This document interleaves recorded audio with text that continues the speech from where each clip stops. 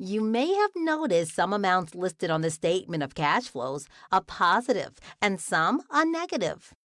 Positive numbers represent money flowing into the business. Negative numbers represent money flowing out of the business. Let's take a look at a few examples. Say you purchase $500 in inventory using cash. Bye-bye $500. That's cash flowing out of the business. Next, you take out a $4,000 loan. That borrowed money is cash flowing into the business. Oh, look, tax time. You have to pay $600 in sales tax payable. Cash outflow.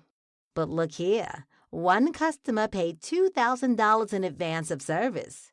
You have some deferred cash revenue there. Cash flowing in. But it's payday, and you have an outflow of $900 in payroll expenses. You purchased $500 in inventory on credit. Later, when you pay off the credit, there will be a cash outflow. And when you sell the inventory, there will be a cash inflow.